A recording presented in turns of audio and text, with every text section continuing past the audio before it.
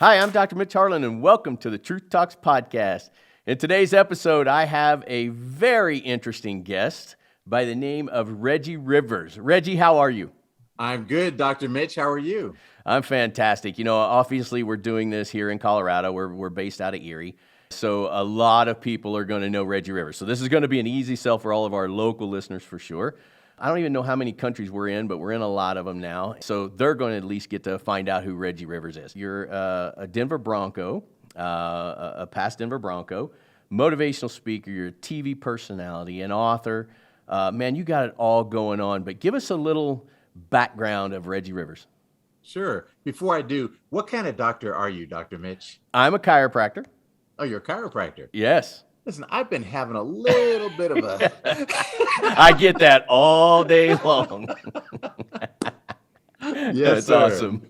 Well, so I grew up in a military family. We moved all over. I was born in Dayton, Ohio. We lived in England for 5 years. We lived in Greece for 3 years, lived in Florida for a year, then moved to Texas. And I spent most of my adolescence in Texas, in San Antonio. Went to Texas State University, which was then called Southwest Texas State University. Most of you have probably never heard of it because you didn't have the grades to get in there. But it is the Harvard of the South, the Oxford of North America, and graduated with a degree in journalism, and then came here to Denver to play for the Denver Broncos straight out of college. Played for the Broncos for 6 years and just loved it here in Denver, loved Colorado, and I have never left. Now 54 years old. I came here when I was 23, and so I've been here for 31 years. You know, part of that's a lie. One of my buddies is an attorney, and he went to SMU, and he says that SMU is Harvard of the South. So one of he's lying. Yeah. Probably the attorney. Yeah. SMU is the Eastern Michigan of the South. And he listens to this. This ought to be great, right? You know, one of the things, producer Chad ends up, he called me up and he says, hey, listen, I think we're going to get Reggie Rivers on the show. I'm like, phenomenal, man, because again, boy, this might be tough to hear a little bit, but I grew up in Kansas City, huge Kansas City Chiefs fan. And, but I remember Reggie Rivers, right? Because you always remember the guy on the other side of the ball. But I want to take something here out of this interview because you are so much more than just an NFL football player, a motivational speaker, an author, a TV personality. I mean, you've been on everything, and so we're going to really educate some people. So I'm going to throw this out at you first, okay? And we may have to edit some of this because I'm not going to mention any names, but it is something that came up and it was on my mind. And after doing my research, I'm like, ooh, I get to talk to Reggie Rivers about this. There's a kid that we know. Phenomenal athlete. Going into his junior year, kid is special. He's very, very, very special. When you look up the NFL statistics, though, just even to be a player in college, you're at like 2.6%, but to get to the NFL, it's 1.2%. The guy's young. I don't know if he understands what that statistic means, but what made Reggie Rivers that 1%er? I think it starts with not thinking about the statistics. So, it starts with having youth and confidence and ambition, and you're not weighed down by reality. Like you still get to live in this world where, hey, whatever I dream of, that's what I'm going to be. Like life hasn't knocked you down yet. And so I think that's the starter for all of us who make it to that next level. It's just this belief that, yeah, I could go do that. And then I think it really came down to, I just started to understand what it took to be successful. And I used to be very intimidated of other people's capabilities. I'd see some guy who ran a 4.4 40-yard dash at the combine, and I would think, well, gosh, that guy's faster than me. And now I'm on the kickoff coverage and he's going to embarrass me. He's going to outrun me. Well, I started to understand that I'm not racing against the best time this guy ever put up in the best conditions on the day he was doing the biggest job interview of his life, and in the shoes he loved, properly stretched out, properly rested, properly hydrated, properly everything. No, I'm competing on how much effort he's willing to put on the kickoff coverage when it's 32 degrees outside, or when it's 100 degrees outside, when it's late in the fourth quarter, when he's already tired, when there's a big collision waiting for him at the end of that. I started to understand that I'm not competing against my idea of what the best that somebody else has. I'm competing against how much effort they're willing to put in right now, and just focusing on my effort and saying, well, I'm willing to put in 100% effort. It turned out that I outran a lot of people. Does any of that have to do with military upbringing? I think so. I think that my dad being in the Air Force for 23 years, then my whole family was military. Both my brothers were career Air Force. Both my sisters were career Air Force. Both my brothers-in-law were career Air Force. I was the only one who didn't go into the Air Force. But certainly growing up in that family, moving all over the world, meeting people of different cultures, different backgrounds, different languages, different cuisine, different everything, yet still knowing that, hey, I make friends everywhere I go, and ultimately we're all the same. I think that for sure that has impacted me positively in my life, that I keep landing in new places and I find a way to make friends, and I'm not intimidated by the differences between us. And I'm able to just focus on what is it that I'm bringing to the table? What is it that I can go do? Did you compete against you? Did you see the other guys? Again, the 1%er, right? It always blows me away when I do think about those statistics. Was it more mindset, or was it more raw grit, raw talent? What was it? I would say it's primarily mindset. By the time you get to that level, everybody has ability. It's, you might have been, when you were on your eighth grade team, you might have been super talented and you're playing against some kids who don't have any talent. But by the time you're playing in high school, most of those kids have some talent. By the time you get to college, all of them have talent. And by the time you get to the pros, these are the best of the best. Every player who got cut from an NFL team is still among the most elite football players ever. And so when you get up to that level, the talent is pretty similar, even though it's not identical. And so it really comes down to mindset. It really is, who's the most consistent, who studies their playbook the most, who is preparing to be successful, who expects to be successful, who's not as distracted by other things that are trying to pull them away, whose compass continually is it's like their personal GPS, always trying to get you to your destination. Even if you take a detour, it's immediately trying to get you to take that left turn to get back towards your path. Who has that in them? Those are the guys who make it. Oh, man, that was just beautiful. He's going to listen to this over and over. He's going to know who Reggie is. It's going to be in his brain nonstop. Because I believe that too, man. I believe that, we've done some Navy SEALs on here, and it's that same thing, right? That mindset that it's just a step above. It's a step above the way almost everyone else functions in the world. Now, I'm gonna pivot here 1 second. What do you think about this NIL thing? Tell me about it. Well, they're going to pay these college athletes for their name and and I don't know. What do you think as a previous professional NFL guy? I believe that the NCAA has to find a way to pay the players, and if this is the way that they end up doing it, I'm in favor of that. I have long been an opponent of the current system in the NCAA, because it's just unreasonable and unfair to these players who are generating all of this revenue. And to give you an idea, let's pretend that Justin Bieber was a great football player. Well, Justin Bieber started his career at age 9 or 10, and by the time he was 18, he was a multimillionaire, and he had built a name for himself. Well, if he had signed with the University of Alabama as a D1 recruit, the University of Alabama would have gotten the right to use Justin Bieber's name and likeness to make money, but Justin Bieber would not be allowed to. And then when he graduated, he would get his name and likeness back, but into perpetuity, the University of Alabama would also get to merchandise Justin Bieber's name and likeness. And so when you take an example of somebody who built a name prior to going off to college, it becomes obvious how ridiculous and unfair this system is, that the players are not allowed to profit from their own notoriety. I love that. See, as I love the perspectives, man. That's what I love this show for. We like to bring on a completely different perspective, or a new perspective. I love it. It makes perfect sense to me. Wow, that's amazing. I do want to talk a little bit about your son. So your son is going to the Harvard of the South as well. Correct. He's he's just academically elite, obviously, to make it to this August institution.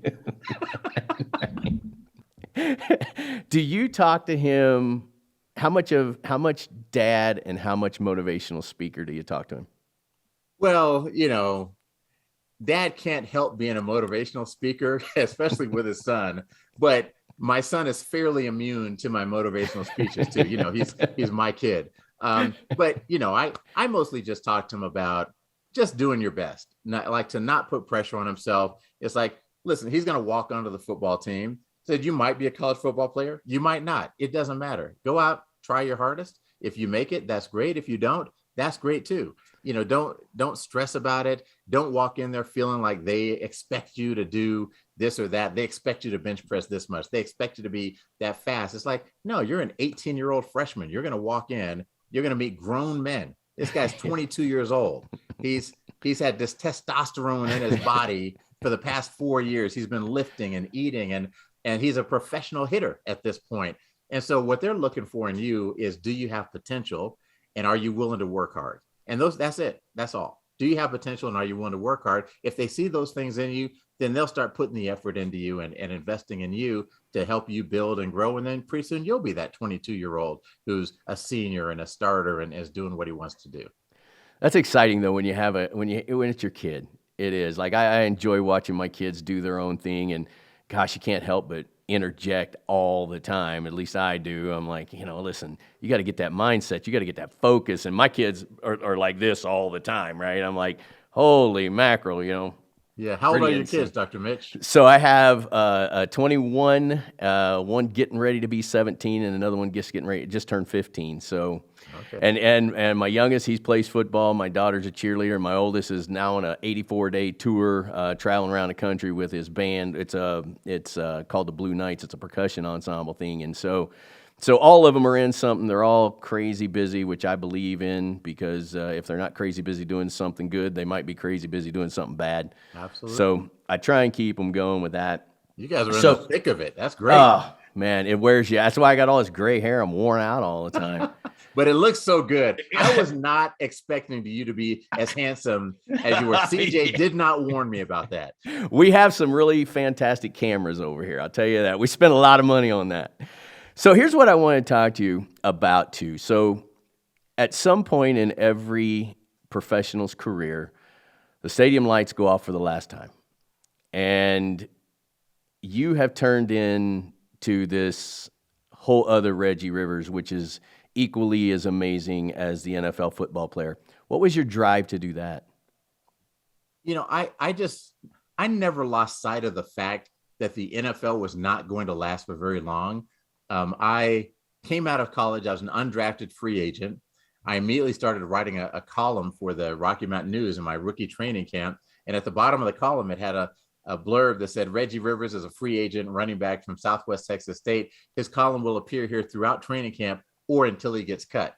And so it was clear from the beginning that my prospects were not really secure. I had a grip, but it was like 2 fingers of each hand were in there. And so I was on the bubble every year. And every year I had to think about, well, what am I going to do if I don't make the team this year? And I think having that thought, for some people, they would say, oh man, if you think about not making it, then you're psyching yourself out and you won't make it. And for me, it was more of, listen, I've already made it to the NFL. If I get another year, that's gravy. If I don't, I'm going to be fine.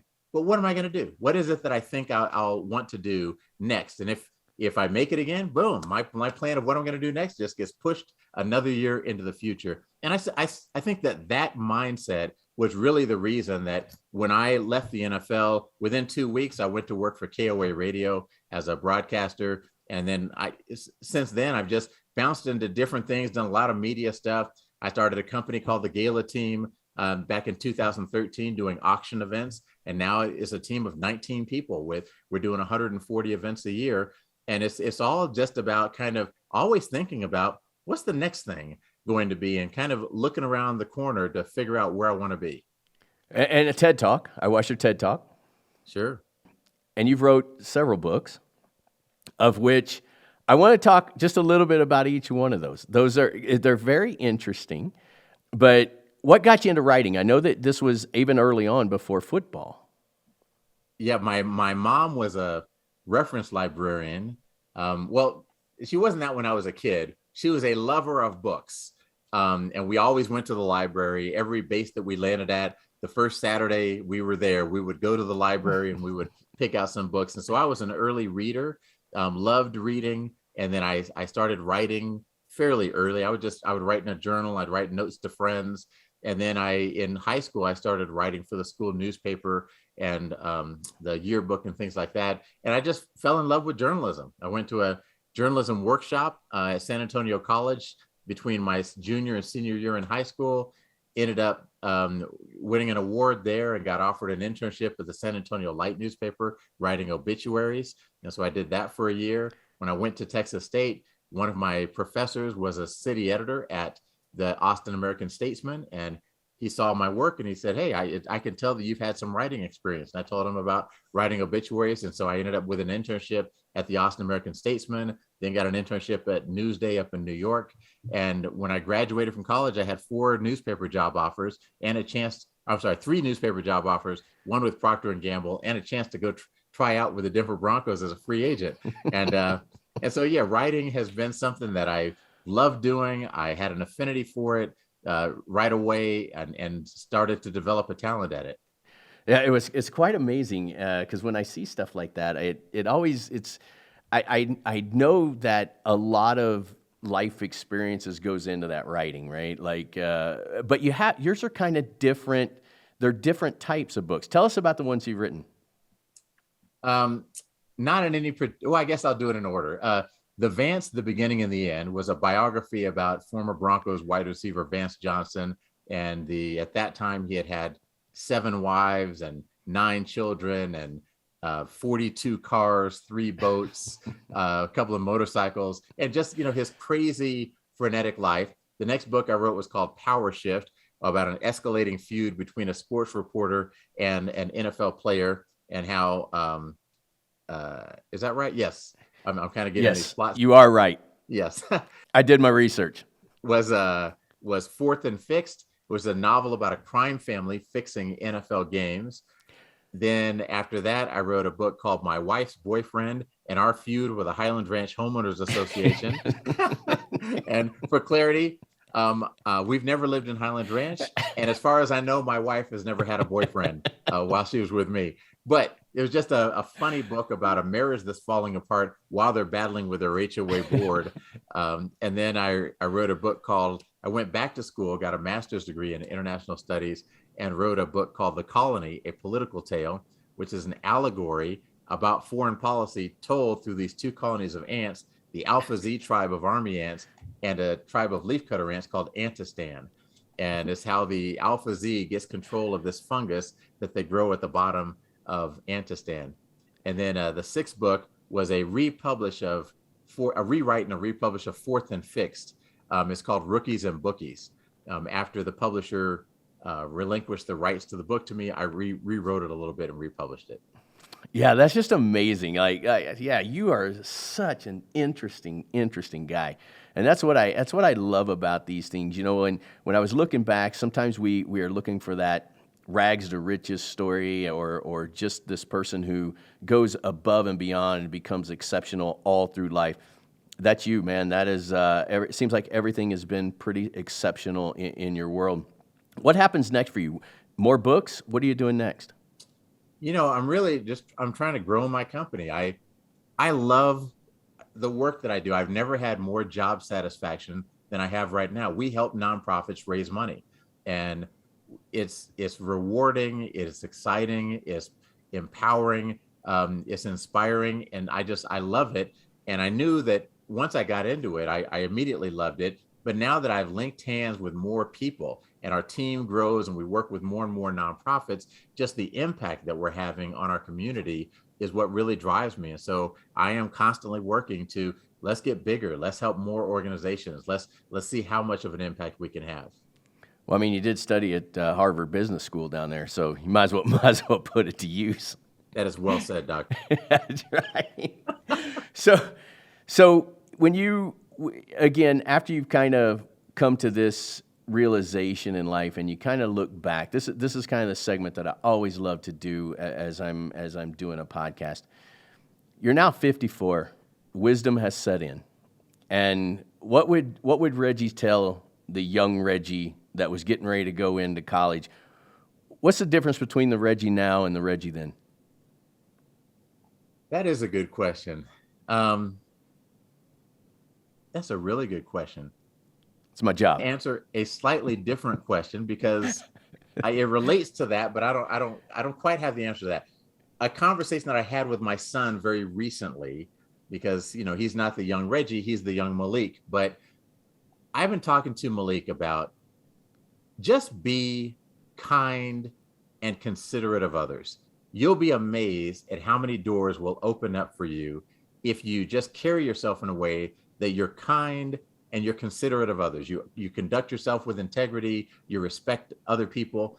And we were down visiting Texas State, visiting the campus, and we're there with meeting with the athletic department, and my name is on the wall and stuff. And he said at one point, he said, "Dad, your life kind of sounds like a fairy tale. Like all this stuff just happened."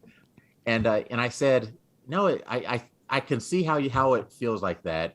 And so we, a little bit later on that day, we're in my parents' old neighborhood in Seguin, Texas. Their house washed away in a flood back in 1998. Fortunately, they weren't in the house at the time, but we're driving through this neighborhood. It's an all white neighborhood. And here we are in this rental car, and there's this couple on the lawn, and they're kind of watching us creep through the neighborhood. So I stopped the car, and my wife was like, "Reggie, don't get out." I get out of the car. I walk over to the couple that's standing there, and I say, "Hi, my name is Reggie Rivers. My parents, Phyllis and Frankie, used to live right there. Their house washed away in the flood of 1998. I don't know how long you guys have been here, but did you know them?" And they said, "Oh, no, we've only been here 5 years." We start talking. We're just having a conversation. 3 minutes later, I go knock on the window of my wife's car and say, "Hey, come on, Malik and Stephanie. They want to give us a tour of their house." And when we went on this tour of their house, and we get back in the car, and I told my son, I said, "That's been my experience in life, is that when I approach people respectfully and with consideration for who they are and what they're doing, the response that I get has always been that they open the door and they let me come in." And so repeatedly, I feel like I've been blessed by people who saw something in me that made them want to invest in me, made them want to give me an opportunity, made them want to give me a chance. And it was all those people that have really helped me get to where I am right now. Are you ever going to write a book about the guys after the NFL, like a book called After the NFL? That would be the title I'd like. Yeah, you know what? I hadn't thought about that. I guess that's a possibility. Ah, yeah. We need to go to lunch. We need to sit down, and that's something that I think is. I mean, again, I think that would be amazing. After all you've done, and I can only kind of imagine that thought process. When we did a Navy SEAL by the name of Chad Williams, and when he got his trident, he gets to the top, and they give him his trident, and he was like, "It was the greatest day and the worst day of my life." It was the greatest day when he got to trident, but then he's like, "What's next?" And there was nothing bigger than being a Navy SEAL. And he talked about that after the fact, right? And he was lost and all that stuff. And I've talked to a few people who've been in NFL with that similar kind of experience. I'm thinking you should be writing right now. I don't see you taking notes, but you should be taking notes right now. I'm listening. Yeah. I think that would be a phenomenal book. Yeah. Phenomenal. I know so many players, and it really is that you spent your whole life training and you become an expert at this. You're a top world expert. It's like you're a top rated brain surgeon, and then the next day they say, "Okay, you can't do any more brain surgeries." Or you're a top rated pianist and a concert pianist, and the next day they say, "Okay, go do something else, but you can't play the piano." It is jarring, and it's like, I have this highly developed skill. What am I supposed to do with it? And I think it's really important for athletes to just start to figure out, what are my transferable skills? What are the skills that are going to help me do something else in life, and not necessarily the obvious stuff. The obvious stuff is, well, I could be a commentator. That's a transferable skill. I could be a coach. But also, you are a professional at getting tackled. Like, you have spent your whole life getting tackled. You know who gets tackled? Salespeople. And it's the hardest thing in the world. They get tackled and they're like, "Oh God, I'm so demoralized. I didn't score a touchdown on this one."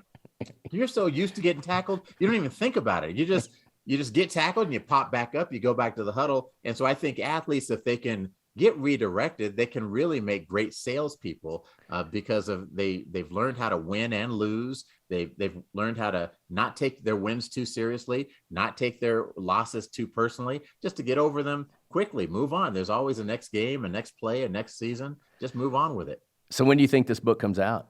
6 months from now? Always be closing, Dr. Mitch. Always be closing. All right. Thank you again. Thanks a million. I want to stay in touch with you. I know Chad probably has your contact information. Absolutely. I'd like to hit you up if you don't mind, and just stay in touch and see what happens out of this thing. That sounds great. Hey, it's really nice to meet you. Thank you so much, Reggie. I appreciate it. You too. All right. Bye-bye.